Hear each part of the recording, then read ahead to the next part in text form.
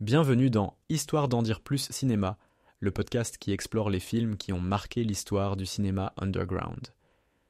Je suis votre hôte, Sky Bohemio, et aujourd'hui, nous plongeons dans l'univers déjanté et gore de The Toxic Avenger, un film qui a défini le genre du splatterpunk et lancé la carrière du studio Troma. Sorti en 1984, The Toxic Avenger est l'œuvre de Lloyd Kaufman et Michael Herz, les fondateurs de Troma Entertainment. Ce film à petit budget est devenu un véritable phénomène culte, mélangeant humour noir, gore excessif et critique sociale acerbe. L'histoire suit Melvin Ferd III, un concierge maigrichon et ringard travaillant dans un club de gym à Tromaville, New Jersey.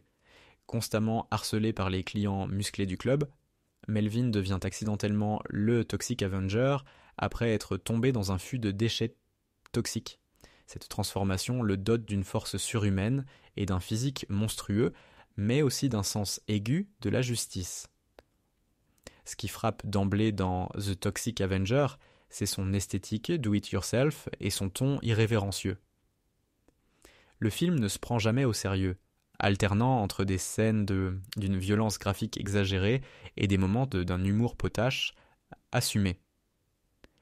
Cette approche distinctive est devenue la marque de fabrique de Troma, influençant de nombreux cinéastes indépendants par la suite.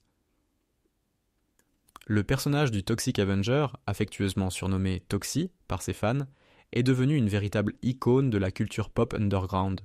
Son apparence grotesque, un corps musclé défiguré surmonté d'une tête difforme, contraste avec son cœur d'or et sa volonté de protéger les innocents. C'est un super-héros atypique, né des déchets de la société de consommation, qui se bat littéralement contre la corruption et la pollution. Mais, au-delà de son aspect divertissant, The Toxic Avenger porte un message écologique et anticapitaliste à peine voilé. Tromaville est présentée comme une ville polluée, corrompue jusqu'à la moelle, où les riches et les puissants exploitent sans vergogne les plus faibles. Le maire de la ville est d'ailleurs le méchant principal du film, incarnant la corruption politique et l'indifférence face aux problèmes environnementaux. Le film aborde également des thèmes comme le harcèlement, la discrimination et l'acceptation de soi. Melvin, rejeté pour son apparence avant sa transformation, devient paradoxalement un héros après être devenu un monstre aux yeux de la société. C'est une métaphore puissante sur la façon dont la société juge sur les apparences et marginalise ceux qui sont différents. Il faut noter que The Toxic Avenger n'est pas un film pour tous les publics. Son humour trash, sa violence graphique et ses effets spéciaux gore peuvent choquer les spectateurs non avertis. Cependant, c'est précisément cette outrance qui a fait son succès auprès d'un public de niche, lassé des productions hollywoodiennes formatées.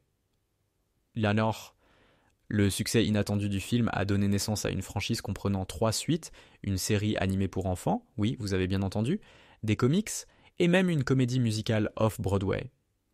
Un remake est également en préparation, preuve de l'impact durable de Toxie sur la culture populaire. The Toxic Avenger a aussi lancé la carrière de plusieurs acteurs et techniciens. Mitch Cohen, qui incarne le Toxic Avenger, est devenu une figure récurrente dans les productions Troma. Le film a également été l'un des premiers rôles pour Marisa Tomei, future oscarisée, qui apparaît brièvement en tant que figurante. Du côté de la réalisation, Lloyd Kaufman et Michael Herz ont fait preuve d'une créativité débordante pour compenser leur budget limité. Les effets spéciaux, bien que rudimentaires, sont efficaces et mémorables. La scène où Melvin se transforme en Toxic Avenger, avec ses prothèses en latex et ses effets de fumée, est devenue emblématique du cinéma d'horreur à petit budget. La bande-son du film, composée par Ethan Hurt, contribue grandement à son atmosphère unique. Mélangeant rock, synth-pop et musique d'ambiance inquiétante, elle souligne parfaitement l'aspect à la fois comique et horrifique du film. L'héritage de The Toxic Avenger est considérable dans le monde du cinéma indépendant. Il a prouvé qu'avec de l'imagination et de l'audace, on pouvait créer un film culte avec des moyens limités. De nombreux réalisateurs comme Peter Jackson, Quentin Tarantino ou James Gunn ont cité Troma et The Toxic Avenger comme des influences majeures dans leur carrière. Le film a également eu un impact sur la façon dont le public perçoit le cinéma de genre. En mélangeant allègrement l'horreur, la comédie et la critique sociale, The Toxic Avenger a contribué à brouiller les frontières entre les genres cinématographiques.